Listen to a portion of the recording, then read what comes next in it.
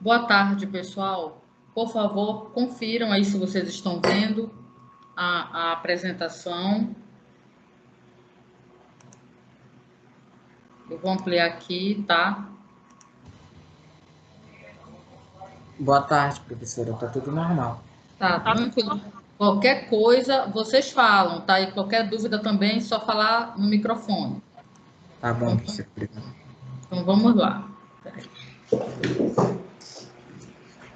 Bem, então, pessoal, hoje a gente vai falar um pouco da repetição condicionada, né? Utilizando o comando while.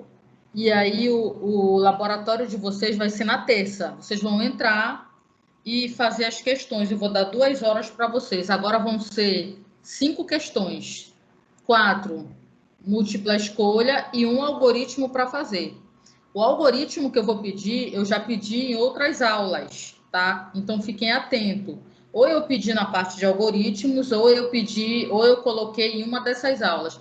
E vai ser utilizando o comando while, tá? Na quinta que vem vai ter outro laboratório. Eu vou deixar uma aula para vocês, que é a aula sobre funções. Vocês vão assistir, se tiverem dúvida sobre a aula, vocês vão me perguntar. E vai ser a mesma coisa, vocês vão entrar no horário da aula e vão ter 2 horas para fazer. Tomem cuidado na hora de enviar, porque é o horário de Brasília, não é o horário do seu computador, tá? Então, o sistema fecha 16h50, horário de Brasília. Então, se o seu computador tiver com atraso e você achar que ainda está no tempo, então sempre tem que tomar cuidado com os horários, tá bom? Ok. Bem, então a gente vai falar um pouco sobre os fundamentos, né, da repetição condicionada. Na verdade, a gente já vem trabalhando com ela desde de algoritmos, né? Vamos fazer simulações com números, falar sobre repetição infinita, divisão por zero, comparação entre o for e o while, né, que é a repetição fixa e a condicionada, condição composta, atalhos das expressões and e or, que nós já falamos, mas nós vamos novamente repetir, cálculo de séries e séries alternadas, tá? Bem, então vamos iniciar. Primeiro passo, pessoal, qual é a forma de se escrever o comando while? O comando while, a forma de se escrever é while, condição, 2 pontos e os comandos indentados, com o recuo que a gente já vem falando à direita, porque você não tem o fim do enquanto ou o end while. Então, o que vai definir o fim dos comandos a serem executados é essa indentação, como vocês já vêm fazendo com outros comandos, tá? Então, assim, o while condição, a gente viu lá em algoritmo, enquanto uma determinada condição for verdadeira. Então, pessoal, aqui dentro desta condição vai ter uma estrutura lógica de comparação e que na hora desse teste você só vai entrar, o programa só vai entrar nos comandos se esta condição for true, que é o verdadeiro, tá? Então, se eu colocar uma questão para vocês, colocando a condição aqui e fizer uma pergunta assim, neste programa os comandos só serão executados se... Aí você vai colocar que essa condição aqui tem que ser verdadeira, porque se ela for falsa, não vai entrar no while, tá? Então, o while, ele é executado enquanto a condição for verdadeira. Então, suponha o seguinte, que você tenha, né, você tem R$ 1.000 aí para gastar, você ganha R$ 1.000 e você pode ir no supermercado para gastar. Então, você pode comprar qualquer produto, mas quando você chega no mercado, você não tem ideia de quantos produtos você vai comprar com esses R$ 1.000. Você pode chegar lá, encontrar um produto só e já gastar os R$ 1.000. Mas você pode encontrar produtos bem baratos, onde, na verdade, você terá uma gama de produtos. Então, quando você não sabe o número de vezes que você vai repetir um determinado comando, você não utiliza mais o for, você vai utilizar o while. Então, no caso da sua compra, como você não sabe quantos produtos você estará comprando, você não vai usar o for, você vai usar o while. Quando você vai ao supermercado, que você tem um carrinho cheio de compras, existe uma tecla especial lá junto à caixa que ela vai apertar, ela vai clicar quando encerrar a compra. Então, enquanto ainda houver produtos, continue digitando os preços, tá? Então, é o comando while, tá? A gente usa nessa parte aqui. Olha só aqui. Então, a gente vai... Eu vou mostrar aqui essa aula, eu vou tentar ir o mais rápido que eu puder nos slides, para a gente trabalhar um pouco no Python. Se vocês tiverem dúvida, vocês vão perguntando e depois a gente vai também lá no Python para confirmar, né, a nossa aula, confirmar o nosso aprendizado. Olha só esses dois exemplos aqui de programa que já estão escritos no código Python. Aqui, olha. X recebe um número qualquer, então a gente está declarando ele como inteiro. Então, olha só o que está dentro do while. O while x maior que zero. Vamos imaginar que a gente só vai digitar valores positivos, porque se a gente digitar negativo, nem vai entrar no while, né? Então, o while x maior que zero. O que é esse x aqui mesmo? Esse x aqui, ó, x recebe a divisão inteira de x por 2. Então, só lembrando aqui o pessoal,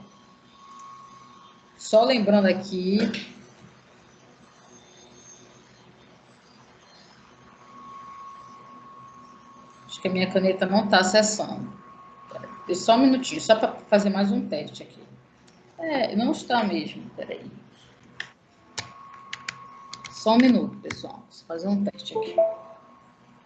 Olha, então aqui, olha só. Lembrando que é isso aqui mesmo, x recebe a divisão inteira de x por 2. Print x. Então, o que esse programinha faz? Ele é simples. Esse programinha, a todo momento, você entra aqui no while, enquanto x for maior que zero, ele vai ficar calculando a divisão inteira, só o quociente, né, de x por 2, que são 2 barras. Qual é a diferença desse aqui para esse aqui de baixo? A diferença desse aqui de baixo é que neste aqui, enquanto o x for maior que zero, o x vai receber x dividido por 2, porque a barra quer dizer dividido, né? Então, isso aqui é uma abreviação do Python, que a gente já aprendeu lá atrás, né? Ao invés de escrever x recebe x barra 2, ou barra 2, ou então x recebe x barra 2, você coloca dessa forma aqui, tá? Quer dizer, x recebe x dividido por 2. Se você olhar esses dois programas, um está retornando a divisão inteira, e aqui está fazendo a divisão exata, e toda hora retorna um float para você, um número com vírgulas. Né? Se eu perguntasse para você, tá? Quem quiser pode responder, tá? Se sentir à vontade. Então, se eu perguntasse para vocês, qual dos dois programas termina a execução mais rapidamente? Eu dou um determinado número, X, qual dos dois vocês acham que terminaria mais rapidamente de executar? O que vocês acham? Podem chutar, e aí se vocês... Você acha que é qual? O segundo. Tá, quem acha que é o segundo, me explica por que acha que o segundo é o mais rápido. Porque é só a divisão. Tá. Então, tem alguém aí que acha que é o primeiro, que vai executar mais rápido, que vai, no final, me dar... Eu acho que é o primeiro, na verdade. Tá, então por que é o primeiro? Porque ele vai receber o resto, independente do resultado da divisão. Não, na verdade, o barra, ele vai te retornar o quociente. O resto é aquele símbolo da porcentagem. Mas, independente de ser resto ou quociente, o primeiro, ele realmente é o que vai terminar mais rápido. Por quê? Porque, olha só, se eu falar assim para vocês, olha, digamos que eu vou pegar aqui. Depois a gente vai executar lá no Python e vocês vão confirmar o que vocês acabaram de concluir. Então, olha, digamos que eu fale assim, olha, o x é igual a 100. Tanto nesse primeiro como no segundo. Se eu pegar esse aqui e dividir por 2, olha, dá 50, né? Então, aqui, olha, a primeira impressão aqui é 50. E aqui embaixo também é 50. Ok? X dividido por 100 dividido por 2 dá 50. Agora você vai pegar aqui 50, aí você volta para o while. Aí você pega 50, divide por 2. Dá 25. Divisão inteira. Aqui dá 25 e aqui também. Vocês concordam comigo? Sim, né? Aí depois você vai de novo dividir por 2. Só que agora, 25 dividido por 2 dá 12. 12 vezes 2, 24, sobra 1. Ou seja, aqui a terceira impressão é 12. Mas aqui a terceira impressão já é 12,5. Porque aqui é a divisão exata, no de baixo. E o de cima é a divisão inteira. Aí agora você vai pegar, aí você volta de novo para o while e vai agora dividir 12 por 2. Olha só. 12 por 2 dá 6, certo? Então, a próxima impressão aqui é 6. E nesse aqui, qual é a próxima impressão? Tu vai pegar 12,5 e dividir por 2. Aí, isso aqui vai dar 6,25. Ou seja, quando eu pegar esse 6 aqui e dividir de novo por 2, ele volta, aqui vai dar 3. Aqui já vai dar 3,15. 3,125, não é isso? Não façam eu errar. Aí, de novo, vai dividir o 3 por 2 aqui, olha. Quando divide o 3 por 2, vai dar 1 e sobra 1. Então, aqui vai dar 1. Só que aqui já vai dar 1,5 alguma coisa. Não sei, eu acho que é 1,5. É 1,5 alguma coisa. Então, quando tu dividir o 1 por 2 de novo aqui, vai dar 0. E sobra, ó. Sobra 1. 1 dividido por 2 dá 0 e sobra 1. Aí deu 0 e sai do while. Aqui ainda vai ficar dividindo várias vezes. Porque você vai ficar dividindo números com vírgulas. Vai, até que o Python vai encontrar um número que é muito próximo do 0, que é o 0 do Python. Então, qual é o programa que demora mais em termos de execução? É o segundo, porque o segundo é uma divisão exata e o primeiro, ele só está retornando o quociente da divisão, tá? Alguma dúvida, pessoal? Então, vou passar. Olha só, nesse slide de hoje tem vários exemplos, né?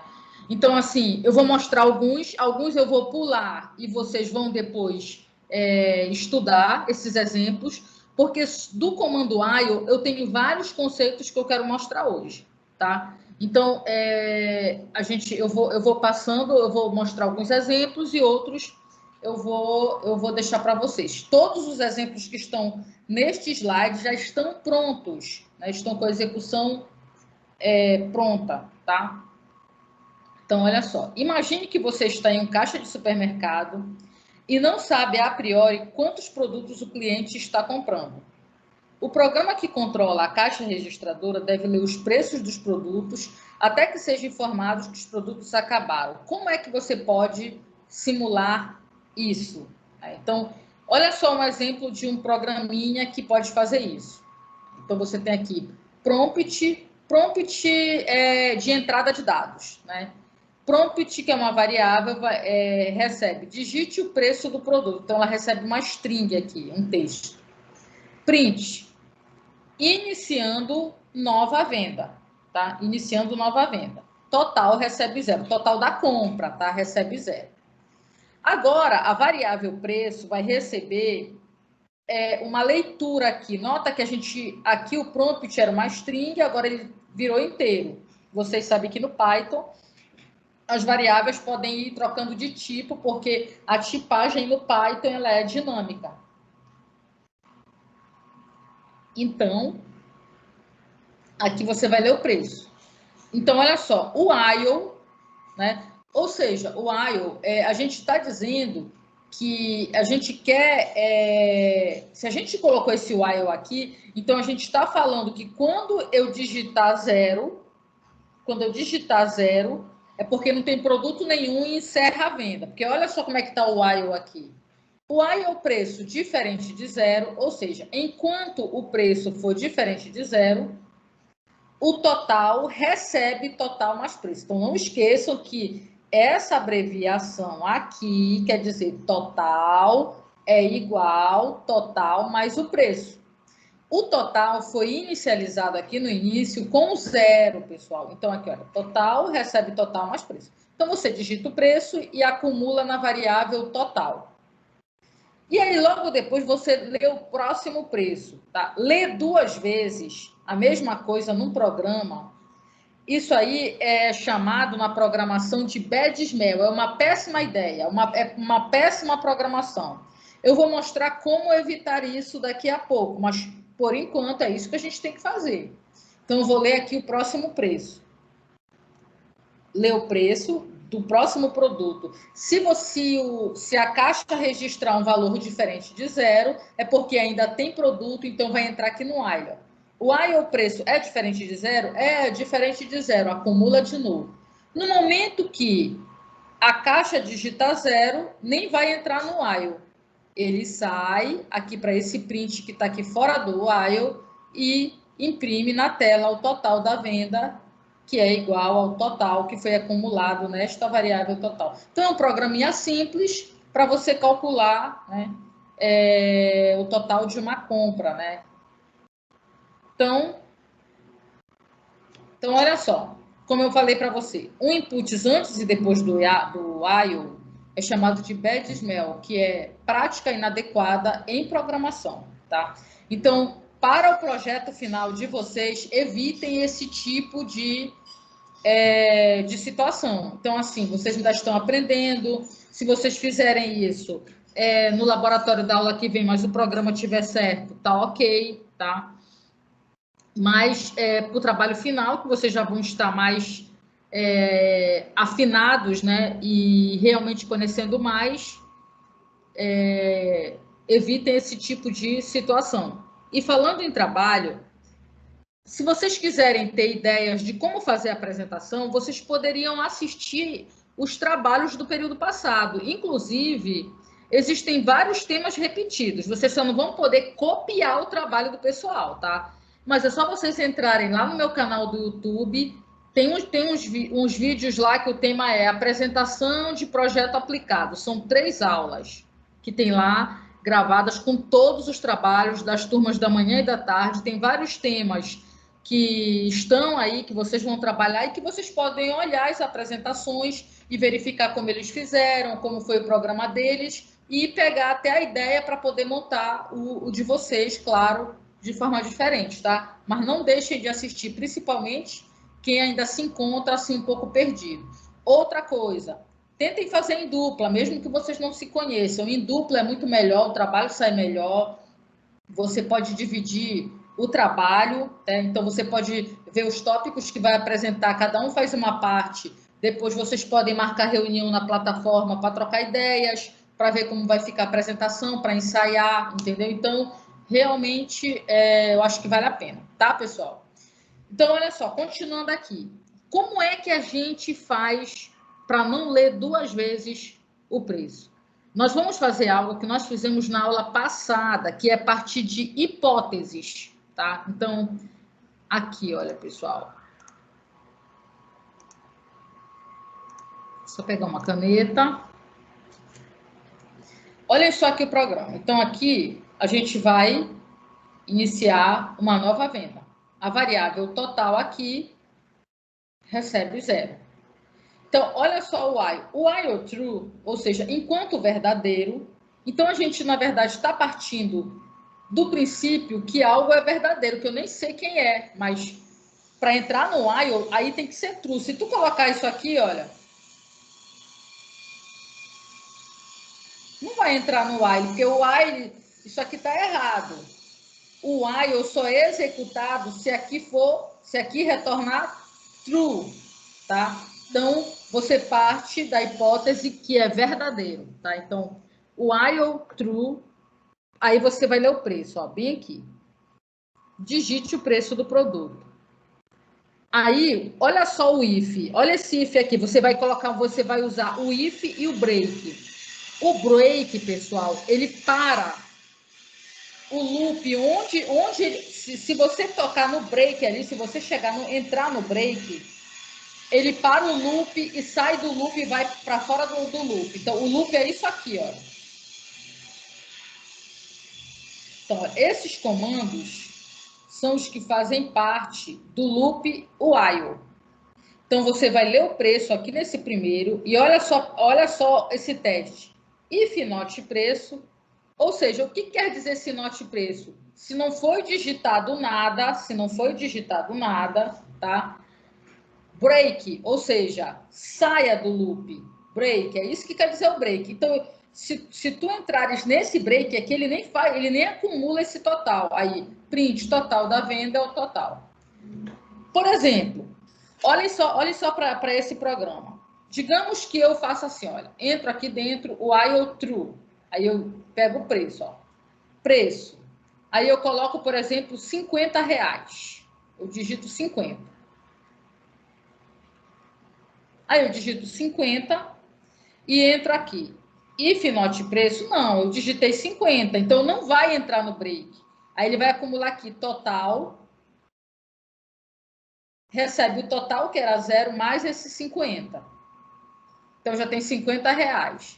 Ele volta para o while. O while true, yes. Digita aí outro preço, aí a pessoa não digita nada, tá? Aí, if not preço, yes. Aí, break e vai imprimir só os R$50, porque não digitou mais nada depois. Então, esse true aí é como se você parte de uma hipótese que você vai digitar aquele número e aí você não precisa ler 2 vezes o produto, tá? Aqui eu estou deixando vários exemplos para vocês já prontos, que utiliza o while true ou não lê 2 vezes. Tem vários exemplos. Tá? Tem vários exemplos aqui para vocês fazerem. Tá? Então, eu vou falar aqui um pouco sobre a simulação com números. Tá? Então, olhem só, pessoal. Vamos olhar esse programa aqui. Esse programa, quando a gente olha para ele, aparentemente, a gente acha que ele é algo complexo. Mas olha só como é que a gente trabalha com números, né? Quando a gente está nessa situação de trabalhar com while. Considere que a cidade de Springfield, em 2017, possui 100 mil habitantes e tem uma taxa de crescimento de 1% ao ano. Já a cidade de Shelbyville tem apenas 30 mil habitantes, mas cresce a uma taxa de 3% ao ano. Em que ano Shelbyville terá ultrapassado Springfield? Então, olha só. O crescimento de Springfield, eu vou explicar o programa, mas se vocês tiverem alguma dúvida ao longo da explicação, de não entender o conceito do que ele faz, podem me cortar e perguntar. Então, olhem só. Como é que a gente vai montar esse programa? Primeiro, a gente sabe, né? Olha, o crescimento de Springfield é 1,01, porque ele cresce 1% ao ano. Então, ao ano, ele cresce 1,01, certo? Vocês entenderam esse número aqui? Então, olha só, essa variável, na verdade, não é uma variável, é uma constante. E pelo código de programação em Python, sempre fica bonito numa programação em Python, quando você vai declarar uma constante, você colocar ela toda em letra maiúscula. Por que é importante colocar essa constante aqui? Eu poderia jogar essas constantes direto na fórmula. Eu lembro que eu passei um trabalhinho para vocês, que vocês apresentaram, que era para calcular o preço final de um produto, que ele era assim. Se você pagasse à vista, se a pessoa pagasse à vista, ela ia ter 5% de desconto, mas se ela pagasse a prazo, ela ia ter 30% de juros. E eu notei que a maioria de vocês jogou esses valores do desconto e dos juros direto na fórmula. Mas em programação, isso também não é muito bom. Por quê? Porque se você for programar para uma empresa, você for trabalhar numa empresa, quando você joga um número no meio de uma fórmula, um número que aparece do nada lá no meio da fórmula, isso aí é chamado de número mágico. Ou seja, que número é esse que apareceu aqui? Então, quando você organiza o seu programa, e separa as constantes ali de forma organizada, fica mais fácil para que outros leitores do seu programa possam vir a compreender o seu programa, tá? Então, aqui, olha, o crescimento de Springfield, 1.01, e o de Shelbyville, 1.03. Por quê? Shelbyville cresce a 3% ao ano, então é 1.03. Aí aqui, olha, população inicial de Springfield é 100 mil. Por que a gente colocou em letra minúscula? Porque tanto a população de Springfield como a população de Shelbyville não são constantes, elas vão mudar ano a ano, tá? O que é constante? A taxa de crescimento. Por isso que essas duas constantes aqui estão com letra maiúscula. E o primeiro ano, que é o ano onde a população é 100 mil, em Springfield, e Shelbyville é 30 mil, é o ano de 2017. Olha só como é que a gente pode fazer esse programa, pessoal. O while Springfield maior ou igual que Shelbyville, enquanto a população de Springfield ficar sendo maior ou igual que a de Shelbyville, o que você vai ficar fazendo? Você vai ter que ficar incrementando o ano, ou seja, o ano recebe ano mais um, e a cada ano tu vais calculando. Olha, Springfield vai ser Springfield vezes o crescimento dela naquele ano. Por que a gente colocou esse round aqui, o round? É aquele round do arredondamento. Como eu estou trabalhando com população, eu não quero número com vírgula, então eu coloquei round aqui e aqui. Então, esse while aqui, ele vai ficar executando esse while até o momento em que o Springfield ele ficou menor que Shelbyville. Olha só, não vai ficar executando enquanto o Springfield for maior ou igual, vai ficar executando. Aí tem um momento que fica, por exemplo, pode ficar igual. Não sei se vai chegar um momento que vai ficar igual.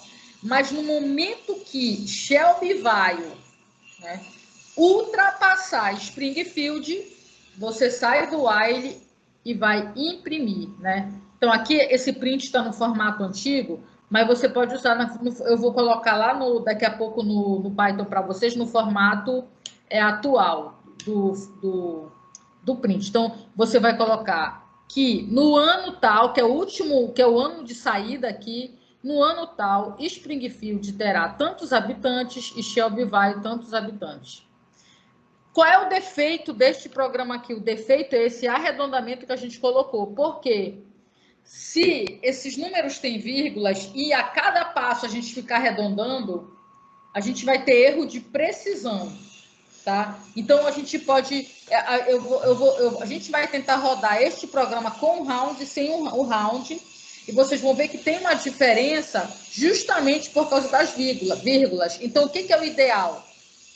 Quando você trabalhar com arredondamento, o ideal é que você não arredonde aqui, que você arredonde aqui no final, tá? Depois que você calculou tudo, tá?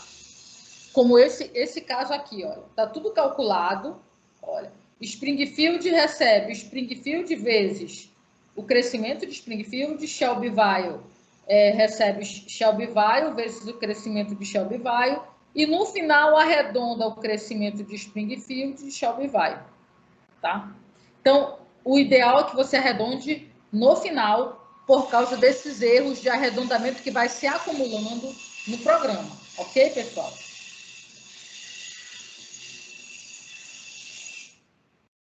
Aqui tem vários exemplos, taxa de nascimento, de morte, vocês vão dar uma olhada nos exemplos, tem uns exemplos bem legais para fazer, tá?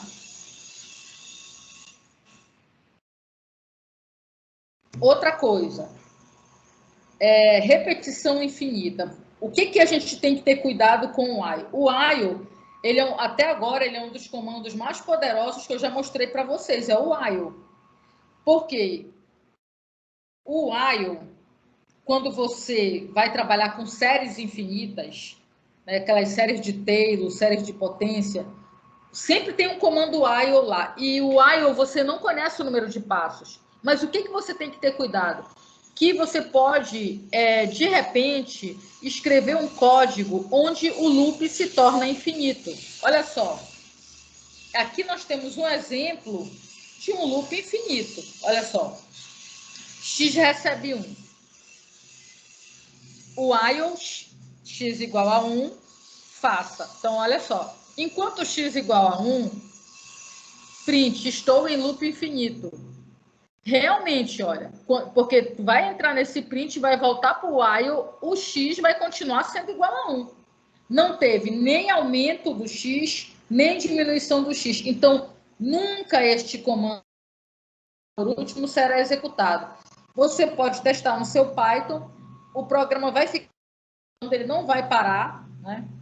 Pode ser que a sua memória estoure, talvez, ou não, e você vai ter que dar aí uma parada brusca aí no seu programa. Então, quando o tio do Homem-Aranha falou para ele que com grandes poderes vinham grandes responsabilidades, a gente pode falar isso para o while. Quando você passa a trabalhar com o while, você tem grandes responsabilidades, porque ele realmente é um comando que traz muito poder para o programador, tá?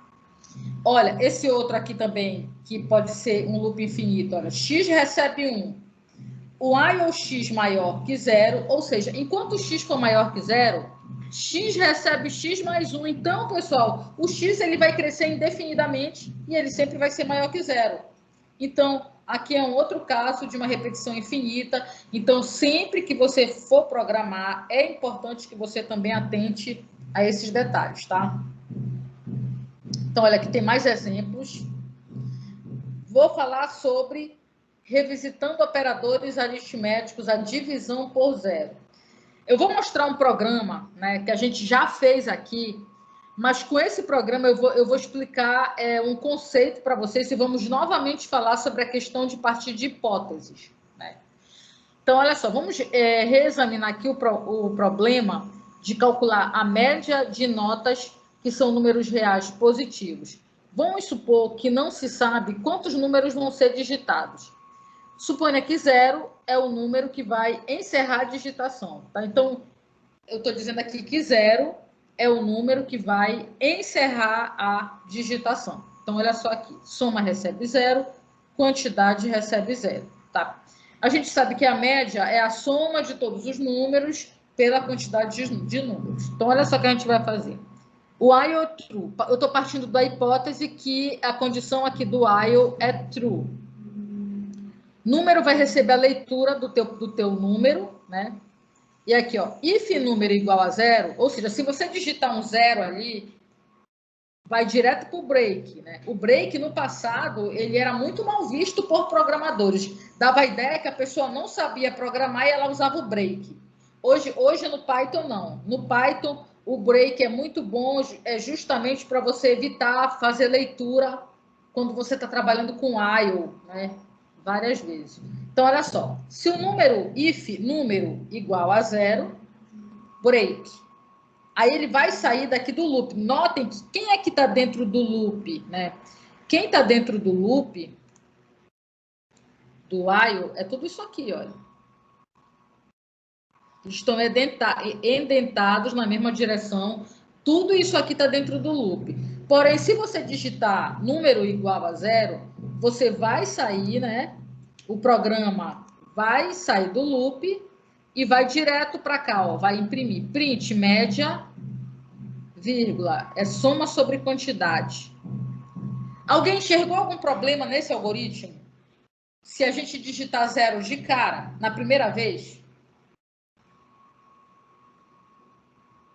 Olha aí, 10 segundos para vocês olharem, se vocês enxergaram algum... Digamos que o primeiro valor que eu digito é o 0.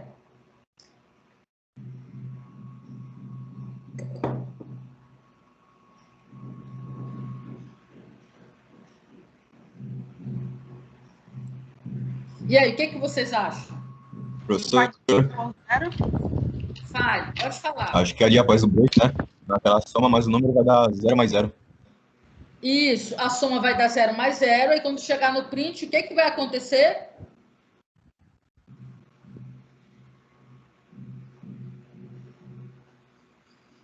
Faltou vocês concluírem. O que vai acontecer quando, olha, se o número for igual a 0, break, aí ele vai lá direto para o print, aí o que vai acontecer?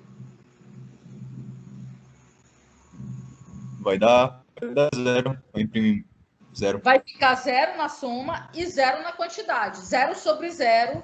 E isso é um tipo de divisão que não existe, não é verdade? Então, vai dar erro na hora da tua execução. Quando fale. Mas desculpa, a quantidade ele não recebe 0 mais 1 no caso? Não, porque tu foi para o break. If número igual a 0, break, ele sai do while. O break, ele sai do teu loop. Essa que é a função do break. O loop, ele vai até quantidade. Ó, o loop é tudo isso daqui. If número é igual a 0, break, ele sai do break e pula aqui para fora. Essa é a função do break. Então, se você digitar 0 de cara aqui, o teu print vai ficar 0 sobre 0. Então, quer dizer, é algo que você não quer no seu programa. Né? Não vai ter erro de sintaxe. Quando o programa está bonitinho, não tem erro nenhum. E aí, pessoal, é que entra um tipo de programação orientada por testes. Às vezes você escreve um programa, está todo bonitinho, não tem erro nenhum, mas quando você testa, ele tem erro. Ele tem o erro porque ele não faz exatamente aquilo que você queria. Então, geralmente, o que eu estou deixando para vocês? Geralmente eu deixo uma tabelinha com os testes para vocês fazerem, para executar, para ver o que vai acontecer, tá? Vamos olhar de novo esse programa aqui. Então, a gente tem que eliminar esses erros e a divisão por 0 não, né? Então, o que eu posso... Vamos agora pensar de uma outra forma, né? Vamos pensar que, olha, soma recebe 0, quantidade 0. De novo, partindo de hipótese. O I ou true, aí você vai ler o número e você vai testar.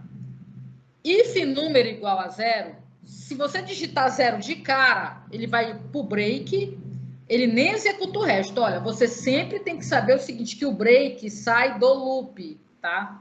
Então, olha aqui, ó. Quem é que faz parte do loop? Eu vou marcar para vocês não... É tudo isso daqui, que está indentado na mesma direção. Todas essas linhas de comando fazem parte do while. Então, se você digitar 0 de cara aqui, digitou 0 de cara, if número igual a 0, break, aí ele sai e vem para cá para esse if, olha. Aí olha só a pergunta que ele faz. If quantidade diferente de 0, olha só, if quantidade diferente de 0, aí sim tu imprimes a média. Else, print, nenhum número foi digitado. Ou seja, se você de cara digitar o 0, logo por primeiro, não vai dar 0 sobre 0, porque ele entra no else. Else, nenhum número foi digitado. Aí vocês podem falar, aí eu posso comentar com vocês, mas será que esse programa tá bom? E se eu quisesse calcular a média de um aluno de 5 notas e ele tirasse um 0? E eu quisesse que o 0 fizesse parte da média? Nem esse programa e nem o anterior estariam bons, né? Porque, digamos que eu queira que o 0 faça parte da média. Então, esse programa aqui ele não funciona se eu quero que o 0 faça parte da média. Porque esse programa ele está partindo do princípio que se eu digitar 0, eu vou sair do loop. Não, e se eu quiser que o 0 faça parte? Então, olha só esse outro modelo. Eu posso pensar em fazer o seguinte, que quando a pessoa simplesmente digitar Enter, ela não vai mais digitar nenhum número. Então, olha só, soma recebe 0. E a quantidade recebe 0. Então, o I ou true, aí vai ler o valor. Digite um número ou enter para sair. If entrada igual, aí você coloca aspas simples lá, quer dizer que a pessoa não vai digitar nada, vai só dar um enter.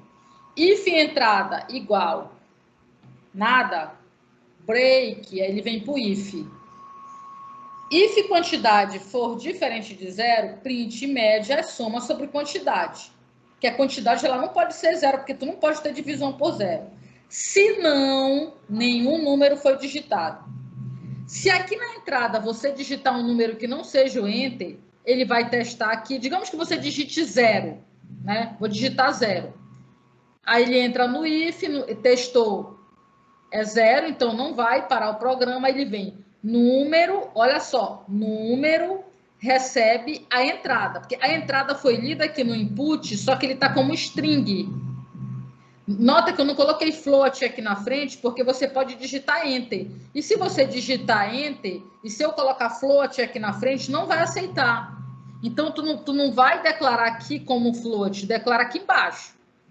Tá? Então, uma variável número vai receber a entrada, tá? Que você colocou. Digamos que seja 0. Soma recebe o 0. Estava 0 aqui, continua sendo 0. E a quantidade vai receber 0 mais 1. Aí sim a quantidade recebe 1. Se a quantidade for diferente de 0, a média vai receber a soma, que é 0, sobre 1, que é 0. Então, a média da pessoa é 0. Tá? Agora é o seguinte,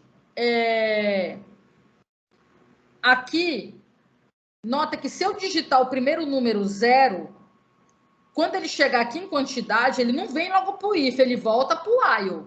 Ele só vai sair do while quando eu digitar enter. Então, olha, se eu digitar 0 por primeiro, aí ele vai voltar para o while, vai esperar o próximo número. Se eu digitar enter, aí sim que ele vem para o break e vem para o if. Né? Então, aqui é enter para... Não, aqui na verdade já é enter para sair. Aí ele vai testar, break e vai para o if. Então, pessoal, aqui nesse programa, enquanto tiver número sendo digitado, ele fica lá entrando no while. Quando tu colocares o enter, ele vai entrar no if, testar e vai direto para o break. Aí sim, ele vem para esse final. Esse aqui é o melhor programa para calcular média. Tá? Então, notem que, pensem em vocês, quando vocês fizeram o algoritmo lá atrás, eu pedi para calcular média. Então, era um programa muito mais simples que esse. Então, agora o programa aqui está aprimorado já, tá? Então, olha, aqui tem vários exemplos com as tabelas para vocês testarem, os programas prontos. Eu falo de erros comuns, é importante vocês lerem, tá?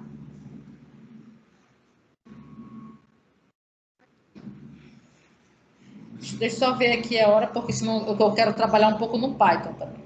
Então, olha só, comparação entre a repetição fixa e a condicionada, tá? Bem, na estrutura for, a gente já estudou essa estrutura lá atrás.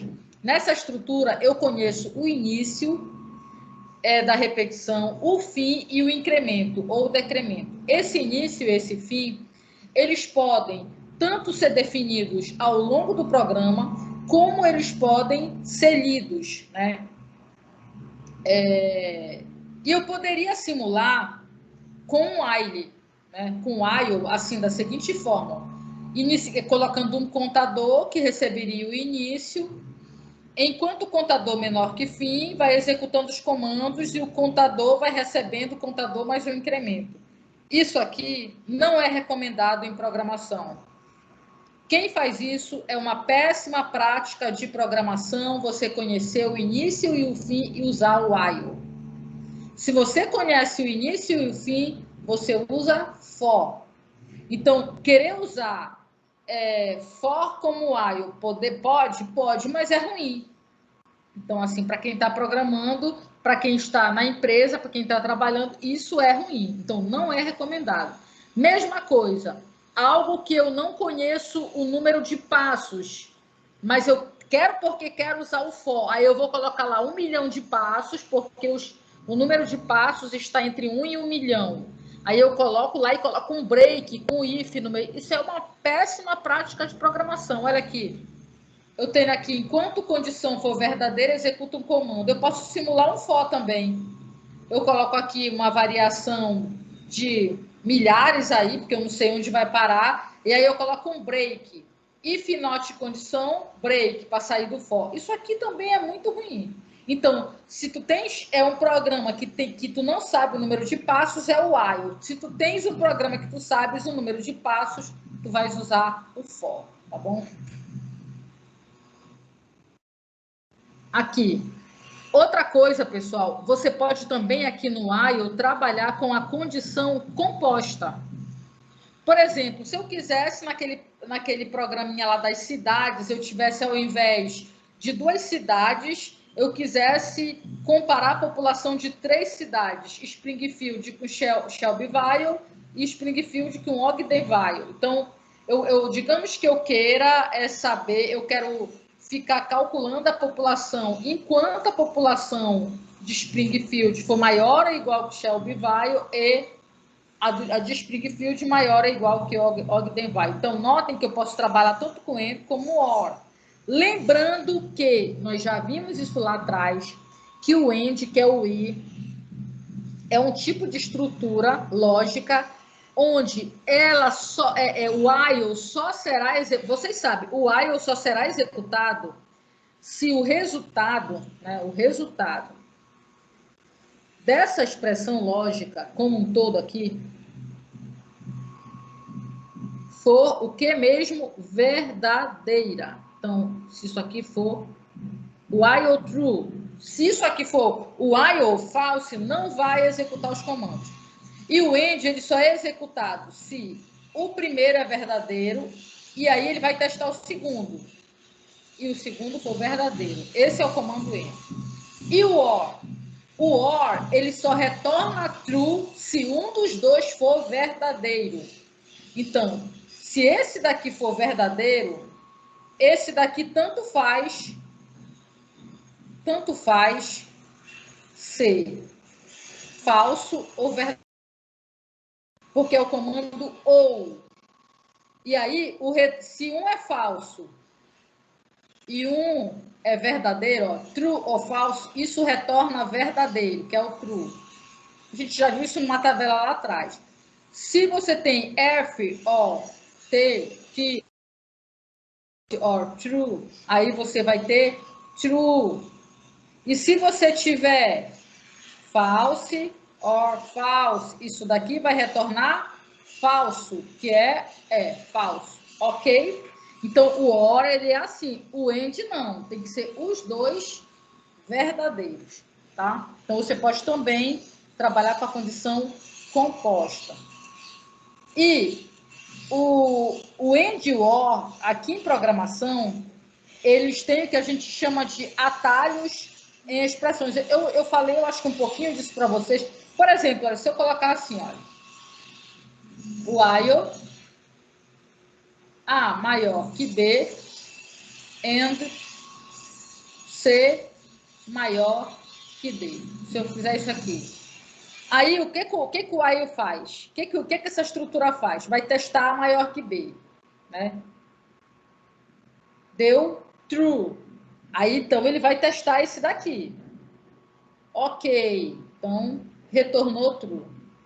Mas, se der false logo de cara no A maior que B, ele não testa o segundo. Isso quer dizer atalho. Ele já sai fora.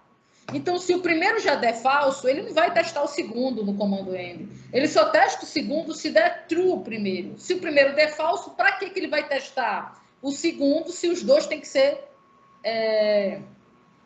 verdadeiros, né? Agora, olha se tiver assim. While. Vocês sabem que eu adoro fazer essas perguntinhas, hein?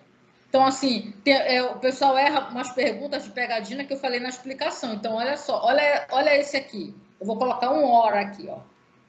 While A maior que B, OR, se maior que D. Coloquei aqui. Aí, olha só, pessoal, ele vai testar aqui. Aí, digamos que deu falso aqui. A maior que B deu falso. Como um dos dois tem que ser verdadeiro, então ele vai ter que testar o segundo. Ok, deu verdadeiro. Vou colocar aqui em inglês. T. Ok, verdadeiro.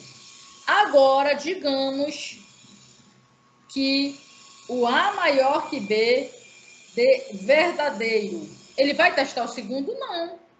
Porque um dos dois tem que ser verdadeiro. Para que ele vai testar o segundo? Então, no comando OR, se o primeiro já der verdadeiro, ele já segue adiante e entra para executar os comandos. Isto acontece aqui em programação, tá? Então, isso que quer dizer atalhos e expressões AND e OR, tá?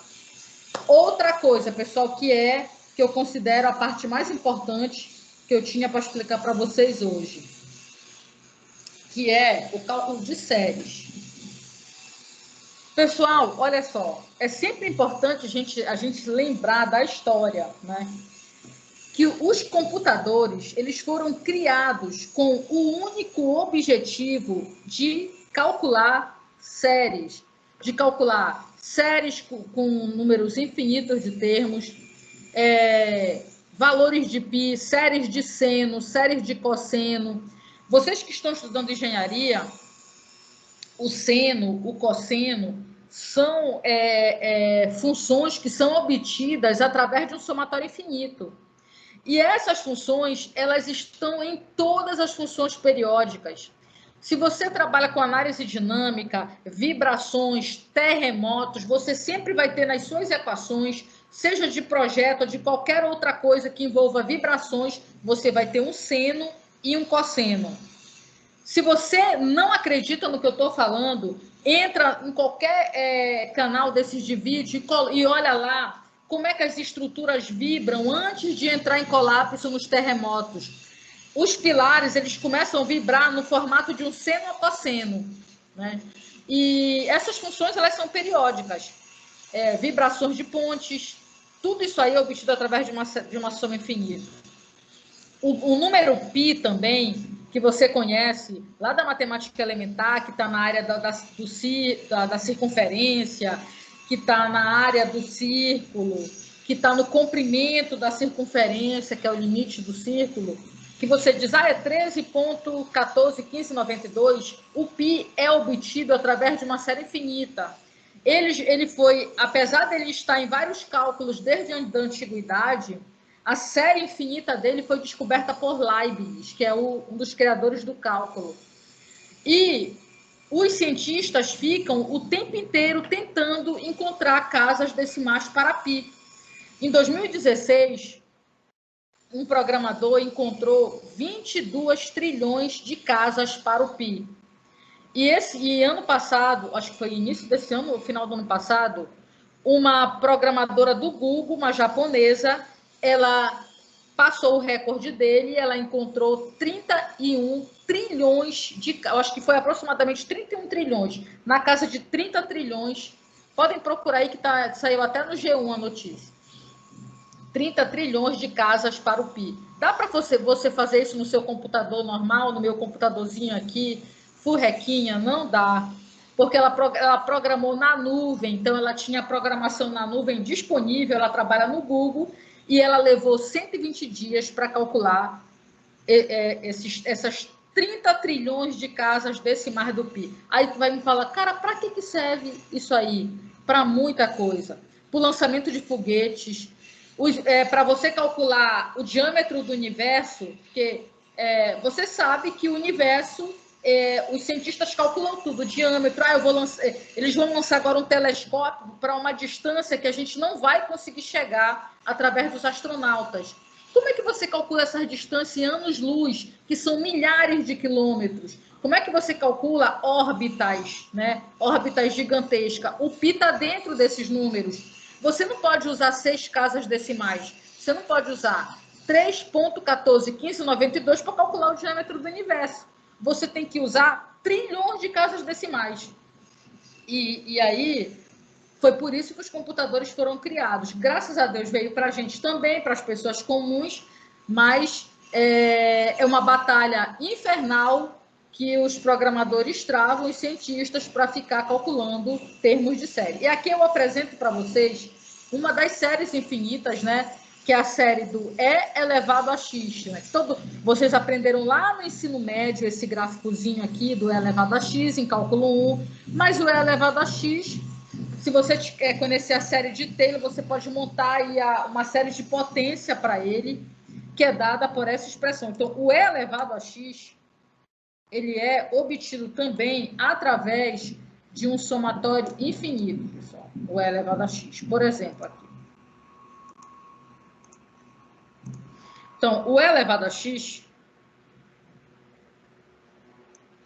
ele é obtido por um somatório, eu vou colocar i variando de 0 até um n, vou colocar aqui infinito.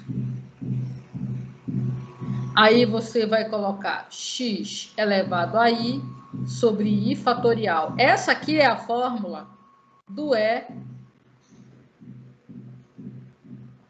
Peraí.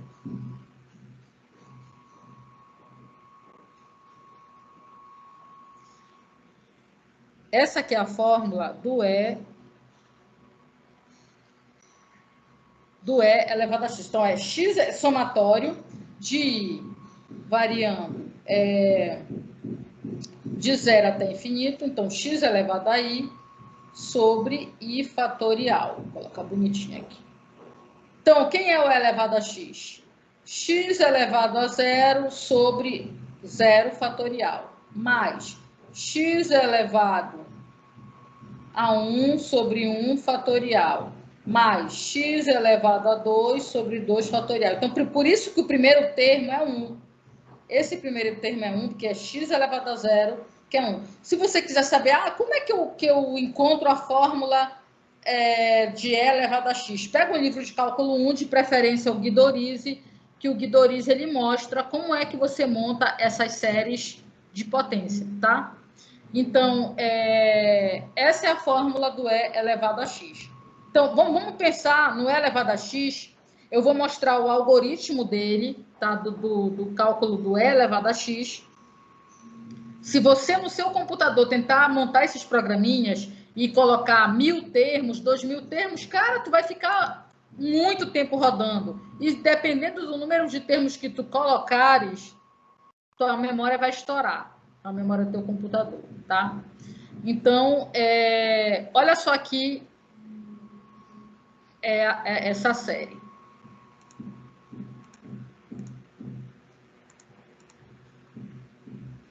Então, vejam aí. Olha, digamos que eu queira aqui, pessoal, vamos olhar essa tabela primeiro, depois a gente vai olhar o programinha aqui. Digamos que eu queira calcular E ao quadrado.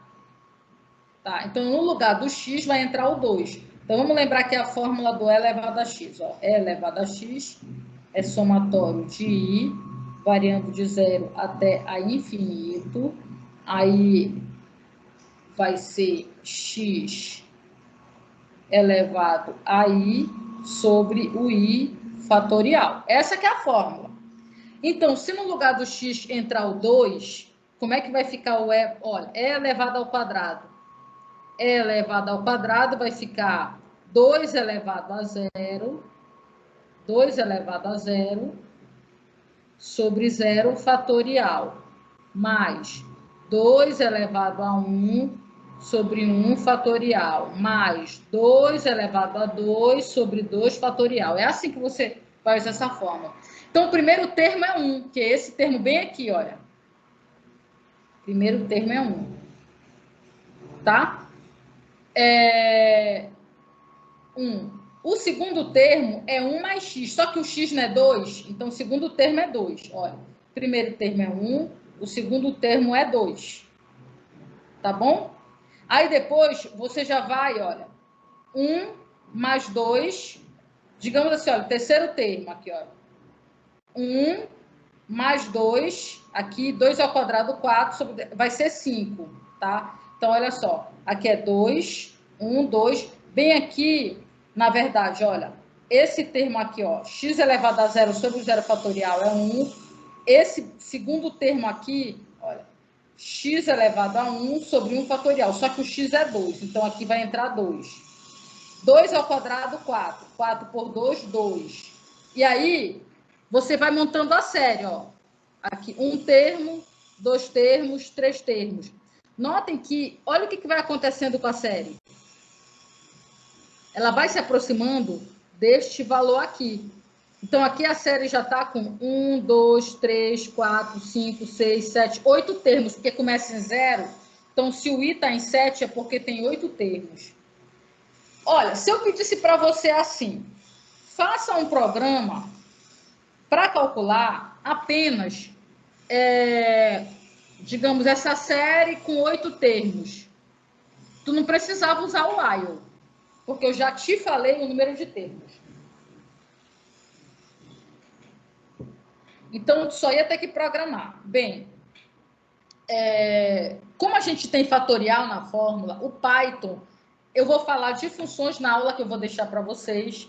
O Python tem a função, que é a função factorial, que calcula o fatorial, né? Como é que você chama essa função? Você vai colocar esse comando, from quer dizer math é um módulo ou biblioteca, como você queira chamar. Dentro do math tem várias funções, como aquela que eu já mostrei para você, o ABS, mas o ABS muitas vezes não precisa chamar. No meu PyCharm eu não preciso chamar o math quando eu vou usar o ABS. E aí, em alguns ambientes de desenvolvimento, tu não precisa chamar o math, mas se no de vocês precisar, tu tem que digitar essa linha de comando aqui. From math import factorial, ele vai chamar a função fatorial dentro desse módulo, dentro dessa biblioteca. Aí, olha só, o x recebe 2, eu quero calcular E ao quadrado, tá? Então, vou inicializar a série com 0, né? Inicializar com 0. For e range 8, o que quer dizer range 8, lembrando lá da aula do for, quer dizer que o i varia de 0 a 7, como eu queria, de 0 a 7. Quem é que vai ser o termo? Termo vai ser x elevado a i, olhem para a fórmula aqui, ó, x elevado a i, sobre o fatorial de i. Sobre o fatorial de i.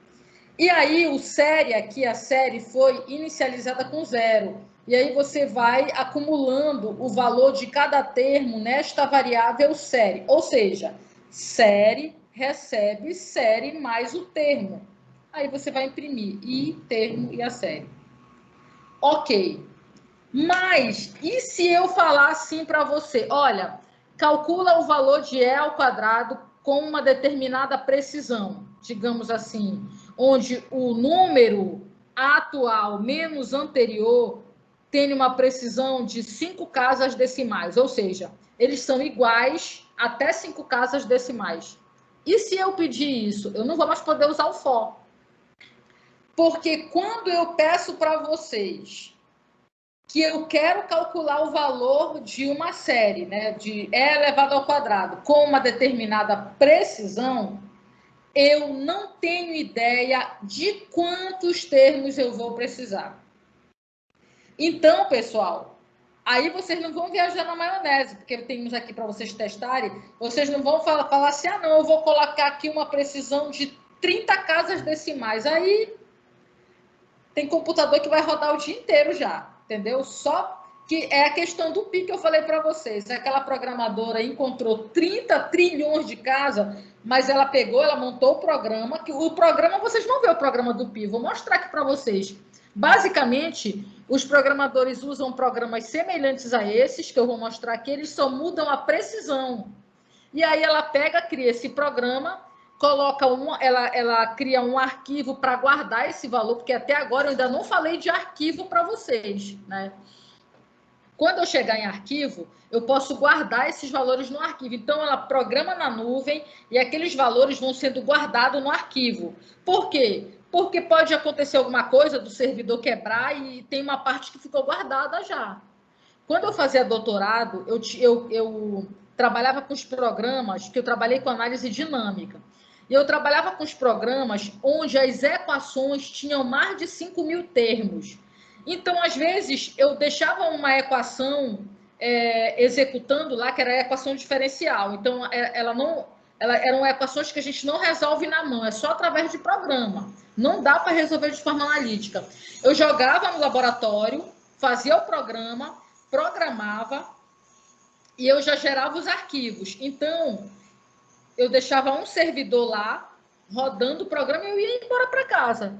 Dormia, voltava no outro dia, olhava lá o servidor, tá lá ligado, olhava se o programa estava executando tudo bonitinho.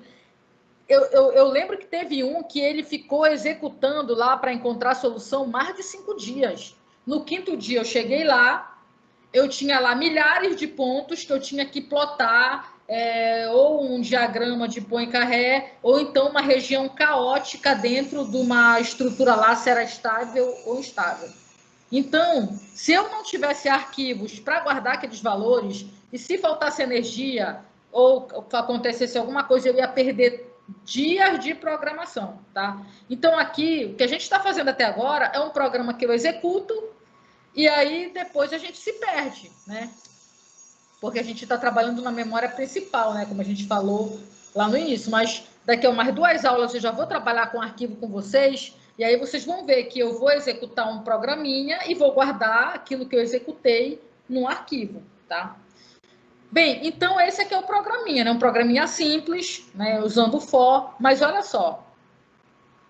Aí é que eu falei para vocês, até onde ir, né? Qual é a minha precisão? Como é que eu quero que seja a minha precisão? Então, olhem só para essa tabela. Com 6 termos, olha quanto deu, 7,3555. Com 7 termos, ou com 7 termos, aqui é com 8. Com 8 termos, 7,8. Então, olha só aqui. Quando eu olho só para uma casa decimal, eles são semelhantes. Mas se eu já vou para 4, 5 casas, a precisão aqui ainda não está boa. Então, vai depender do meu objetivo. Se for, por exemplo, para o lançamento de foguetes, esquece. Isso aqui não é nada, entendeu? É coisa de milhares de casas decimais que você precisa, tanto no Pi como no E elevado a X, ou qualquer uma dessas séries infinitas. Então, olha só aqui. Até onde a gente pode ir? Então, olha só. Vamos importar aqui a biblioteca, a função fatorial. Digamos que eu queira trabalhar com 5 casas decimais. Eu já falei para vocês em aula passada sobre a questão da precisão. Então, aqui, olha, eu tenho precisão é igual 10 elevado a menos 5, né? Que é, na verdade, a precisão vai me indicar em que momento eu posso realmente calcular. Então, como é que eu posso fazer isso? X é igual a 2, a série anterior é 1 e a série atual 3. Lembra da série anterior? Olha, a série, olha, é aqui, ó. Primeiro termo aqui, ó, 1 mais 2, não é isso? Ó, 1 mais 2, não é isso? Mais 4 por 2, 4 sobre 2 que dá 2. Então, olha aqui, olha, 1 mais x, então, olha, o primeiro termo é 1, o segundo termo, 3. Olha, 1. Aí depois, 1 mais 2, 3. Depois, 1 mais 2, que é 3. Aí depois aqui já vai entrar o i igual a 2, 2 ao quadrado, 4, por 2, 2, né? Então, 2 mais 3, 5. 2 mais 2, 4, com mais 1, 5. Então, olha, 1, 3, 5, e assim vai. Então, o primeiro termo, que é o i igual a 0, é 1. I igual a 1, já vai ter 3 acumulado, que é 1 mais 2, que é 3. Primeiro termo, 1. Série atual, 3. I igual a 1. Né? Quando tu chega no 3, é o I igual a 1. 0 e 1. O while, enquanto o valor absoluto da série anterior menos a série atual for maior ou igual que a precisão, ou seja, quando eu diminuo o valor atual do anterior, se for maior que a precisão, tu vai continuar calculando termos até o momento em que essa diferença vai ser menor que a precisão, e aí tu pode sair do while e imprimir o valor da tua série no ponto que tu queiras, né? Então, olha aqui o programa aqui, ó. O programa completo aqui, pessoal.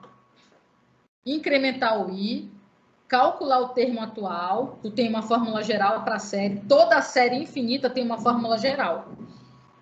Tem vários exemplos prontos aqui para vocês. Tudo já no Python de várias séries infinitas. Vale a pena vocês darem uma estudada nisso aqui. Esse comando aqui, ele é muito poderoso, cara, o while. Então, aqui, olha, atribuir à série anterior o valor da série atual. Sempre você vai ter que fazer isso, tá? Para poder ir comparando série atual com o anterior. Aí você vai importar a biblioteca fatorial, a gente quer trabalhar com 5 casas decimais, precisão aqui, 10 elevado a menos 5, a gente quer E elevado ao quadrado, né? Então, x é 2. Série anterior 1, atual 3, o i é 1. Enquanto o valor absoluto, ó, 3 menos 1, ó, a série anterior é 1, série atual é 3. Então, 1 menos 3, valor absoluto é o módulo, então valor sem o sinal. Então, 1 menos 3 é 2. 2 é maior ou igual que a precisão? É muito maior, porque a precisão é 10 a menos 5. Então, tu vai incrementar o termo, i recebe i mais 1, e vai calcular o termo, que é x elevado a i sobre i fatorial. Aí, agora, a série anterior recebe a série atual. Ó, a série anterior não era 1, agora ela recebe 3. E a série atual vai receber o novo termo. Aí, tu pode ir imprimindo, né, os termos. Então, o que que acontece? A série atual, ela sempre vai receber série atual mais o termo. Então, olha, a série atual não era 3? Então, quem é a série atual? Vai ser o 3 mais o termo.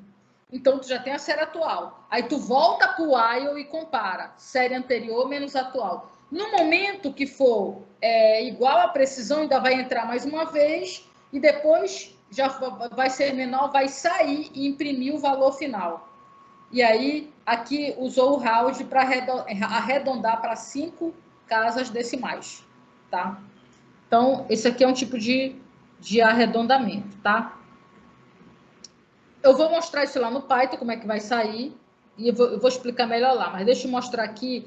Tem vários exemplos de séries infinitas. Olha, pessoal, para vocês programarem, tem os testes aqui. Eu já, inclusive, o programa já está pronto também, olha, em todos, para vocês testarem, verificarem os valores dessas séries.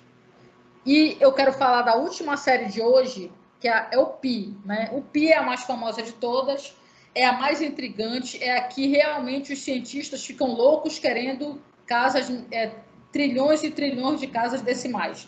A fórmula geral do Pi foi descoberta por Leibniz, né, o criador do cálculo, né, junto com Newton, mas foi ele que criou essa série. A série, na verdade, é a série de Pi sobre 4. Você implementa um programa para calcular tudo isso daqui e no final multiplica por 4. Lá atrás eu deixei o algoritmo para vocês fazerem em Visual G, poucos conseguiram fazer, mas aqui está o programa da série do Pi em Python. Tá? Então aqui, olha só, casas decimais 5, vou colocar aqui uma precisão de 5, tu pode aumentar a precisão, se tu vê que não está bom o resultado, aumenta a precisão. Tá? A série anterior, 1, a fórmula geral é essa, ó, menos 1 elevado a n sobre 2n mais 1. O n varia de 0 até infinito. Essa é a fórmula geral da série do π sobre 4. Então, por que o nome é série alternada? Porque a série ela fica alternando entre mais e menos. A fórmula dela, entre mais e menos. Então, a gente pode considerar que o primeiro valor é 1, o segundo valor é 1 menos 1/3. Esses valores vão ser atualizados toda hora, por isso eles estão com letra minúscula, porque eles não são constantes, mas aqui eu tenho duas constantes, a das casas decimais e a precisão. Aqui, o i recebe 1, sinal recebe menos 1, tá? Porque no 1 menos 1/3, o sinal é menos 1.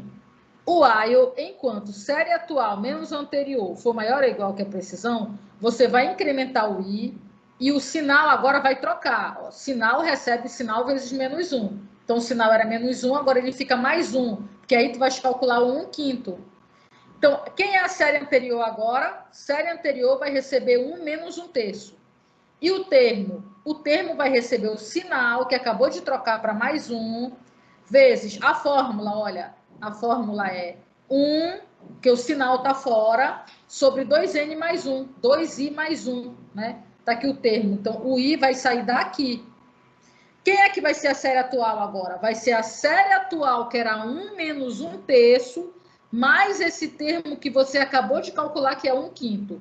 E aí, de novo, você volta para o while e compara o valor anterior e o atual. Enquanto for maior ou igual que a precisão, vai ficar calculando. No momento em que for menor que esta precisão, que não for mais maior ou igual, vai sair do while e vai imprimir o pi com as casas decimais que você queira. E aí você vai olhando os resultados. Se você achar que o resultado não está bom, aumenta o número de casas decimais, tá? Então, pessoal, a gente tem outros exemplos aqui para vocês fazerem algumas explicações. Olha, aqui também eu coloco para vocês a série infinita do seno, e o programa já pronto para vocês brincarem um pouco com o seno, e também a série de Taylor do cosseno, tá? Ah, eu quero entender como monta essa série. Livro de cálculo 1, tá bom? Você vai entender e vai realmente viajar nesse mundo deslumbrante das séries infinitas que são aplicadas em muitos problemas de engenharia. Então, eu vou agora sair um pouco daqui e vou entrar lá no Python para a gente brincar um pouquinho lá.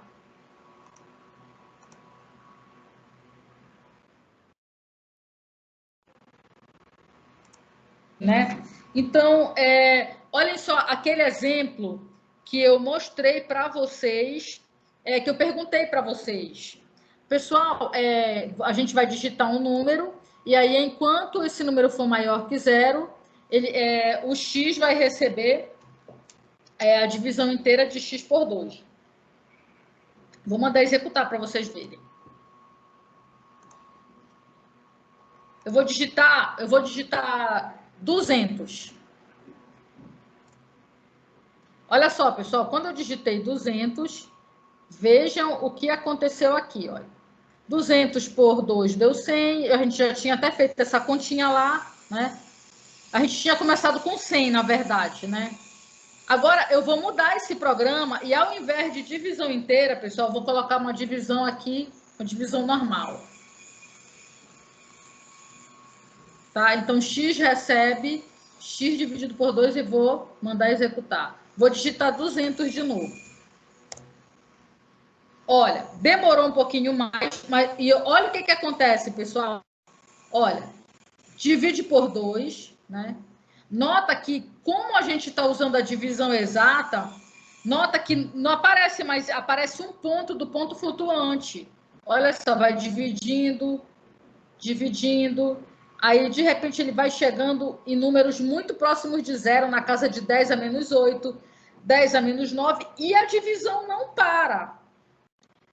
O menor número no Python é esse aqui, olha, que você vai encontrar no seu computador. 5 vezes 10 elevado a menos 324. Pode testar no seu computador. Depois desse número, aí chega o 0 do Python, tá? Então, pessoal, olha só o número de divisões que foram feitas, né, para poder chegar nesse resultado, tá? Então, deixa eu mostrar aqui outro exemplo para vocês.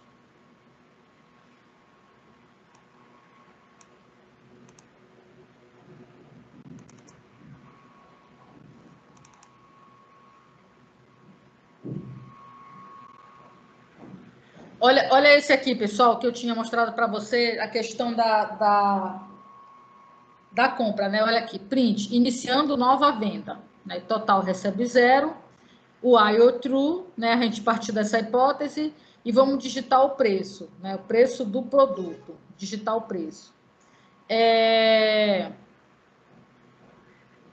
Só que esse aqui, isso, se note preço break, print. Eu vou fazer o seguinte, deixa eu colocar isso aqui como texto primeiro, só para vocês verem. Deixa eu ver aqui, print. Depois eu explico isso aqui.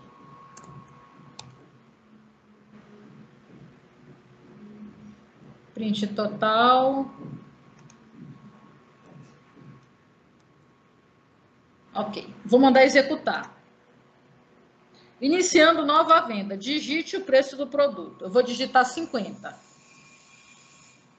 Aí pergunta de novo. Eu vou digitar 45. Aí eu vou digitar agora 0. Total da venda, 95. Olha só, eu vou mostrar para vocês o que aparece no note preço quando a gente digita valores. Olha só. Vou mandar executar aqui, olha. Digite preço do produto. Vou colocar 50. Olha só, pessoal. Aparece falso. Por que aparece falso? Ó, o if, você só entra no if se isso daqui for verdadeiro, linha 5. Só se for verdadeiro, né? Então, aí pede de novo para digitar o produto. Eu vou digitar 0. Olha só aqui. Digite preço do produto. Nem entrou no print. Por quê? Porque ele foi direto para o break. Então, aí não apareceu, mas eu vou imprimir, eu vou fazer o seguinte, eu vou digitar 0 e vou mandar imprimir o note preço no final, quando eu digitar 0, para vocês verem. Olha só aqui. Iniciando nova venda. Eu vou digitar aqui, como eu coloquei inteiro, vou colocar aqui 55. Aí, olha só, tá vendo? Como eu digitei um número diferente de 0, aí deu falso no teste. Aí ele entrou bonitinho. Aí, vamos agora... Eu vou pegar... vou fazer... Vamos digitar aqui 10. Pronto, 10. Continua dando falso. Agora eu vou digitar 0. Ele vai entrar no break e vai direto para a linha 10. Olha só, imprimiu 65, que é 55 mais 10. Olha só o que imprimiu na linha 11. Imprimiu true. Por quê? Porque ele entrou no if e deu verdadeiro, a linha 5. No momento que a linha 5 dá verdadeiro, ele entra no break, sai do while e vai para a linha 10. Deu para vocês compreenderem o que o programa faz, olhando aqui a execução? Se vocês ainda tiverem dúvida nesse negócio de true, false, not preço, perguntem, porque isso aí realmente, às vezes, como é uma questão de lógica, a gente pode ter dúvida nisso, tá? Então, podem perguntar. Então, esse é aquele problema do preço. Eu vou só mandar imprimir bem aqui para vocês verem. Olha só. Tá um pouco diferente do que está lá no slide, tá? Vou colocar assim, ó. Eu vou digitar aqui 5 para o primeiro produto. Ó, deu falso no if, então ele continua executando. Vou colocar 4 no segundo produto. Nota, olha só, eu mandei imprimir o total acumulado. Ó, na primeira vez é 5, na segunda vez é 9. Agora eu vou digitar 0. Ficou só 9. Ele já vai direto para o break, pula para a linha 10, imprime o total, que é 9, e na linha 11, ele só imprime que o not preço virou verdadeiro, né? Ou seja, porque o que quer dizer not preço? Quer dizer que inverte a questão de ser verdade ou falso. Se algo for falso, not true vira false, not false vira true. Eu falei isso para vocês lá atrás, tá? Então, deixa eu mostrar aqui mais um exemplo. Deixa eu mostrar aqui. Quero mostrar da série.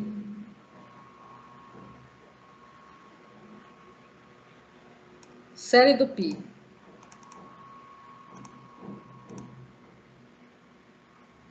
Olha só aqui, pessoal. Olha só essa série do Pi aqui. Tá tudo bonitinho. Aqui, lá o print de lá tá no formato antigo. Aqui, olha, tá no formato novo, né? F, aspas, Pi. Quem quiser esse programinha depois me pede, tá? Eu coloco lá no chat, tá? Mas ele tá lá no slide.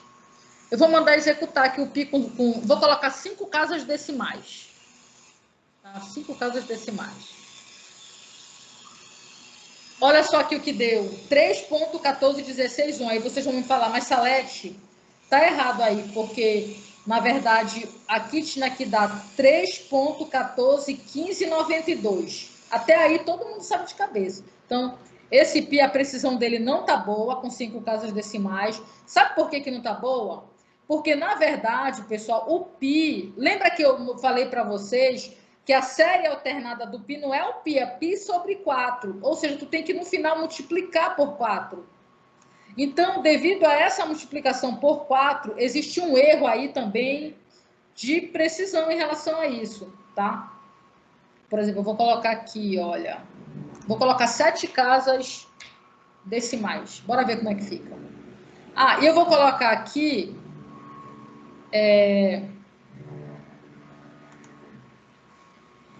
round, vou colocar aqui round 4 vezes série atual, vou colocar com 5 casas. Eu vou colocar 7 lá para testar a precisão e vou pedir com 5 aqui. Vou pedir com 5 aqui, pronto. Mudei um pouquinho o programa. Bora ver o que vai acontecer.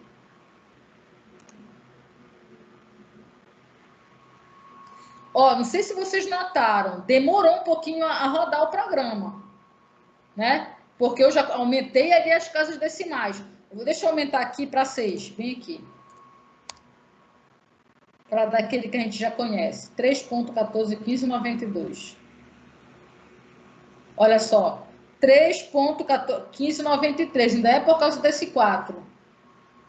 eu vou colocar aqui 7 casas. Vou colocar 8 casas. Mais 8, vou colocar 8 aqui.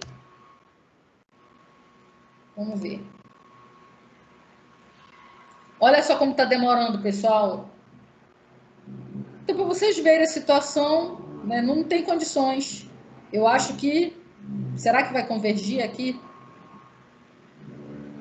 Ainda tem isso, pessoal. Quando você programa cálculo de série, você estuda também convergência da série para um valor, o anterior menos o atual menos o anterior tem que dar um valor bem próximo da tua convergência, né? Que é a precisão. Então, tem um tópico aí só de convergência de série. Ó, agora já deu algo parecido, ó, 3.141592. Se eu tirar esse round, eu acho que até melhora. Deixa eu tirar ele.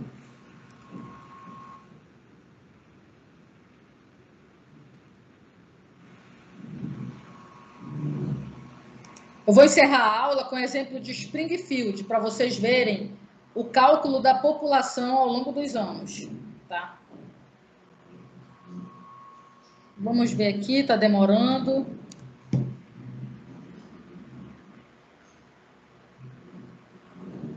Olha aí, pessoal, bonito, olha, 3.141592 e assim vai.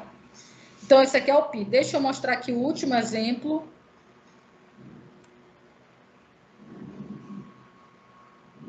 Deixa eu ver se eu acho aqui da cidade de Springfield, que está pronto.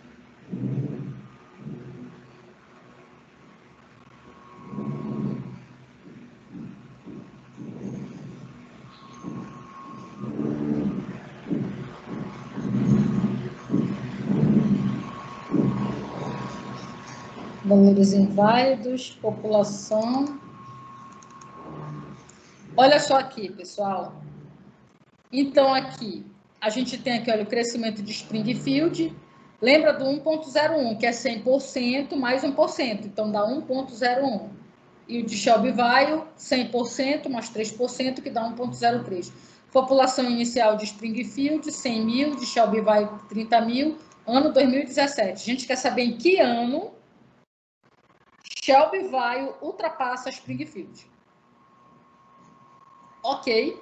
Então, a gente vai arredondar só no final, vai tirar a vírgula só no final, tá? Então, olha, enquanto Springfield for maior, aqui na linha 6, enquanto Springfield for maior ou igual que Shelbyville, vai ficar calculando, incrementando o ano e calculando a população ano a ano de cada cidade.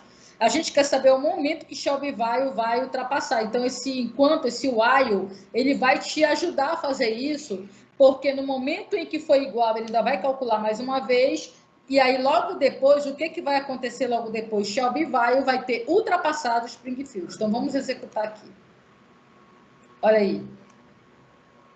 Em 2018, Springfield tem 101 mil. Aí, olha só, Shelbyville vai aumentando, mas a velocidade de Shelbyville é mais alta. Olha só.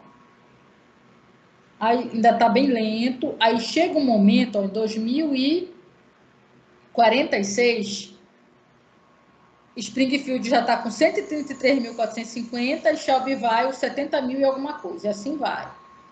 Quando chega... Olha só, 2074, elas estão se aproximando. 2078, Springfield está com 185.321. E aí, no próximo passo, na verdade, olha, 2079, Springfield ficou com 185 mil e Shelbyville ultrapassou Springfield. Então, esse é o ano em que Shelbyville tem a população mais alta que Springfield, em 2079. Se eu pedisse para vocês fazerem isso, só com a calculadora de vocês, vocês poderiam fazer, todo mundo sabe fazer isso. Mas notem que no programa você faz isso muito rápido, com pensamento lógico. Aí você poderia aí colocar 3 cidades para ver o momento em que Springfield ultrapassa outras 2. Aí você vai usar o AND, né? A condição composta, tá, pessoal? Então, pessoal, eu vou deixar o slide da aula de hoje lá na plataforma, tá? A aula também vou deixar daqui a pouco para vocês. e vou deixar mais uma aula, que vai ser o pré-requisito para o laboratório, não de terça, mas para o laboratório de quinta, que é a aula de funções, tá? Então, a gente vai encerrar, tá, por hoje. Encerrar aqui. Qualquer coisa, perguntem e assistam os trabalhos do período passado, tá bom? Para que vocês tenham uma ideia de como é a apresentação, como o pessoal montou, e tem até temas repetidos, que, claro, vocês não vão fazer o trabalho igual, mas vocês podem ter ideias. E outra, foquem em tentar fazer em dupla, tá bom? Então, por hoje é só. Boa tarde a todos.